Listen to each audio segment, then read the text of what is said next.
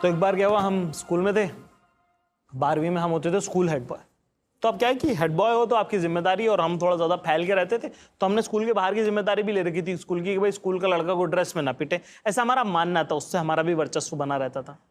यही बात हम उस वक्त जिन से भी हम मोहब्बत करने की कोशिश कर रहे थे उनको बता रहे थे कि देखिए इस तरह से माहौल हमने संभाला है थोड़ा। अब देखिए ऐसा है कि कहानियाँ तो सारी मोहब्बत की होती हैं, ठीक है।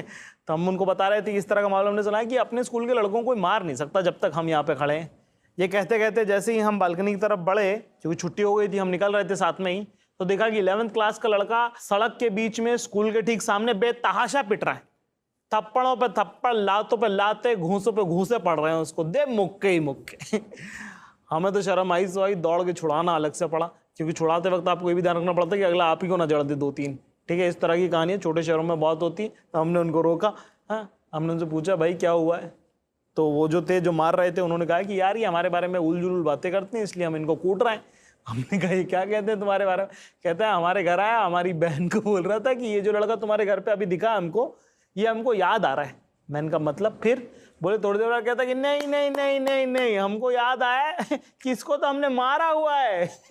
लड़की ने पहली बार में इग्नोर किया, दूसरी बार में कहा अच्छा तुमने इस लड़के को मारा हुआ है? अच्छा अच्छा अच्छा अच्छा। जाते ही जैसे ये लड़का उनके घर से गया, उसने अपने भाई को पो दिया कि ये लड़का तुम्हारे बारे में कह रहा था कि इसने तुमको मारा हुआ है।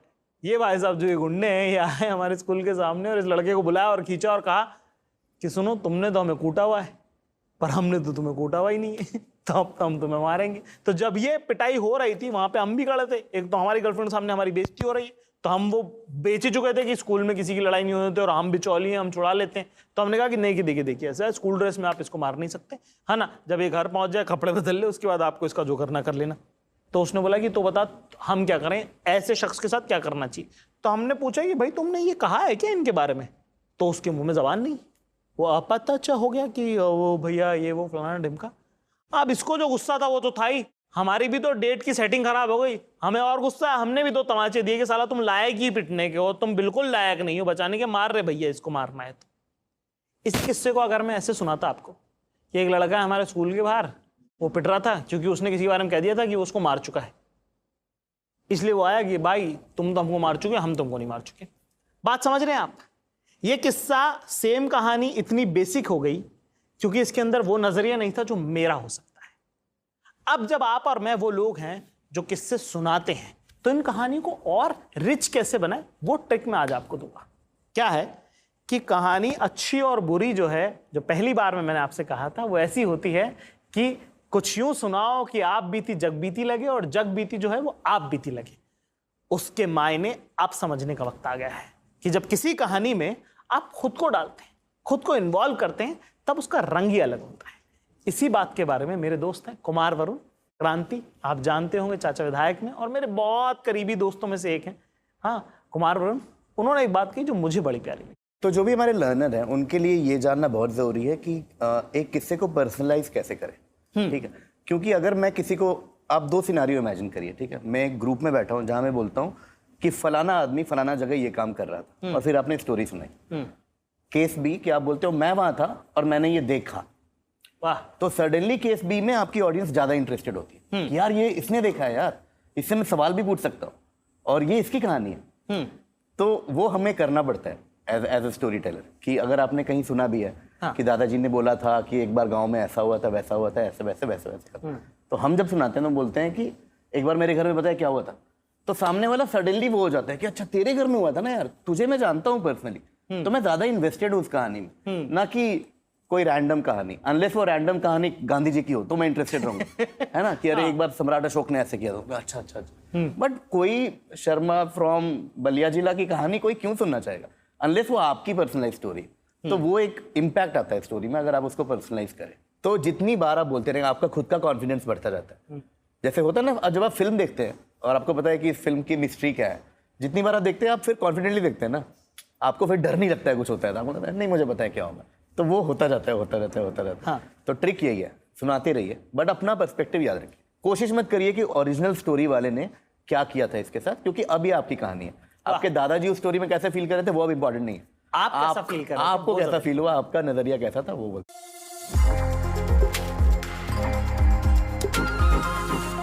अब इतना जादुई खेल जो है कहानियों का, उसमें जो ट्रिक है, जो ट्रेड है, वो यही है कि कौन सी बात आप छुपा लेते हो, कौन सी आप बता देते हो। सारा खेल जो वो याददाश्त का है कि कहाँ पे कौन सी याददाश्त किस तरह से इस्तेमाल की जा रही है। और जब बातचीत हम कर रहे थे अलग अलग लोगों से, तो सौरभ द्विवेदी जो हैं उन्होंने इतनी खूबसूरत बात कही, मुझे लगता है कि अब और उस बात के साथ मैं नाइंसाफ़ी कर सकता हूँ, ठीक है, क्योंकि वो बात कायदे से तो सबसे पहले पेश करनी चाहिए थी आपको, पर ये गुस्ताखी मेरी मान लीजिए कि मैंने उसे अब तक रोक के रखा था। ज़रा सुनिए तो उन्होंने क्या कहा है। जब कुछ तुम पर बीत जाए, हाँ, कभी हादसे की शक्ल में, कभी हसरतों की शक्ल में, हाँ, कभी किसी और हकीकत की शक्ल में, तो आप उसको याद करते हो।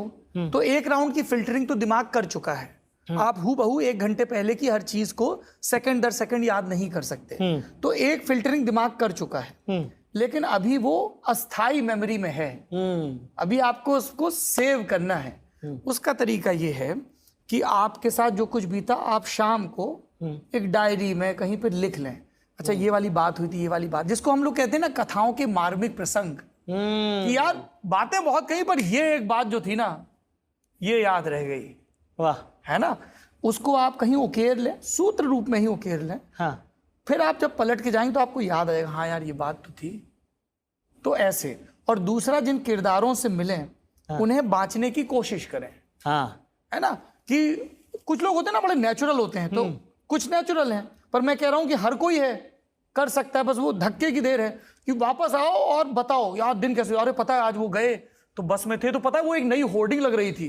होर्डिंग में ना 12 चेहरे थे, सबसे किनारे बिक्कू भैया का चेहरा था, लेकिन बिक्कू भैया की टोपी तिरछी थी तो आधा ही चेहरा आ रहा था। यार बिक्कू भैया को फोटो ठीक खिंचानी चाहिए थी। फिर आगे पहुंचे तो वो वहां पे वो पतंग की दुकान है ना, कल रात वहां पे आग लग गई। आग और भी जगह लगी होगी, लेकिन वो जो आवाज का आरोह अवरोह, अरे पता है वो आग लग गई। मतलब हमको ध्यान है, हम स्कूल में थे, हमारे एक टीचर आए, बोले अरे वो गणेश जी दूध पी रहे हैं। तो हमारे क्लास टीचर थे गणेश जी। हमने कहा यार गणेश जी छुट्टी के दिन क्यों दूध पी रहे हैं, और पी रहे हैं तो इनको कैसे पता चला। तो बाकी और पी भी रहे हैं तो इन्हें क्या मतलब। हाँ, ये आके इतनी उत्साह के साथ क्यों बता रहे हैं गणेश जी दूध पी रहे हैं। हाँ। तो सबके लिए गणेश जी वो मूर्तियों के दूध पीने का प्रसंग होगा। हाँ। जिसका बाद में उन दिनों एक आधे घंटे का प्रोग्राम होता था, आज तक एसपी सिंह किया करते थे। हाँ। उन्होंने वैज्ञानिकों को बुला के समझाया कि ये सब गलत है। हाँ। है ना। लेकिन मेरी स्मृति क्या है याद की, हाँ। कि यार मेरे यार आचार्य जी दूध पी रहे थे यार चौराहे पे खड़े हुए छुट्टी के दिन। यार मतलब दूध कोई चौराहे पे खड़े होकर पीने की चीज है। तो आप उनको दर्ज करते चलें।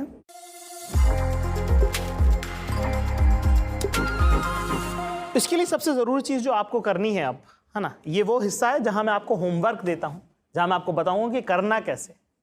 देखिए क्या है कि अब तक जो आप कहानियां सुना रहे हैं, उसके अलावा भी आपको कुछ कुछ कहानियां पढ़नी बहुत ज़रूरी है। चाहे वो मंटो की किताबें हों, चाहे वो प्रेमचंद की कहानियां हों, उनको आप पढ़ना शुरू करें। शॉर्ट स्टोरीज की बहुत सारी किताबें आपको मिल जाएंगी बाजार के अंदर। उनको जब पढ़ेंगे तो उनको बार बार पढ़ें, बार बार पढ़ें और समझिए कि हर कैरेक्टर को राइटर जब गढ़ता है तो उसको एक नज़रिया देने की कोशिश करते हैं। जब आप बार बार लगातार वो कहानी पढ़ेंगे तो आपको नज़रिया समझ में आएगा। उससे चीज़ जो होगी वो ये है, मैं आपको फ़ायदा बताऊंगा उसका, कि जो आपकी अपनी कहानियां हैं जब आप वो सुनाएंगे तो वो नज़रिया आप उसके अंदर ट्रांसलेट कर पाएंगे कि क्यों आपका इसके अंदर हीरो होना बहुत ज़रूरी है। आपकी कहानी में दोस्त आप भी हीरो नहीं होगे तो कौन हीरो होगा। तो कैसे अब जो आप कहानियां सुनाते हैं, यहाँ तक तीसरे चौथे पड़ाव जहाँ पे हम आ गए हैं, वहाँ पे मैं चाहता ये हूँ, मेरी ख्वाहिश ये है कि अब आगे से आप वही कहानियां सुनाएं जिनके अंदर आप मेन हो। चाहे उसके अंदर आपके साथ अच्छा हो रहा हो या बुरा हो रहा हो, चाहे आपका बड़ा मजाक उड़ रहा हो, चाहे आपकी तारीफ हो रही हो, पर किस्सा आपसे दोस्त कसम खा लें, अहद कर लें कि सुनाएंगे वही जिसके अंदर हम होंगे सेंटर में और सारी दुनिया होगी साइड किक, साइड हीरो। यही है होमवर्क, है ना। मुझे लगता है कि इससे बढ़िया क्लास आपके लिए कोई होगी जिसके अंदर आपको फोर्स किया जा रहा है कि हीरो बनिए साहब, और ये कितनी नाइंसाफ़ी होगी कि आप अपनी ही कहानी के हीरो नहीं हैं। तो हीरो बनना यही आपका होमवर्क है। अपनी कहानी किस्से जो आप सुनाते हैं उनको दोहराइए और देखिए उस नज़र से जिसके अंदर अगर आप सबसे इंपॉर्टेंट होते दुनिया में तो ये किस्सा कैसे चलता। आगे और भी दिलचस्प बातें हैं जो मैं आपको बताऊंगा, कैसे महफिल लूटनी है ये राज आपको सिखाऊंगा।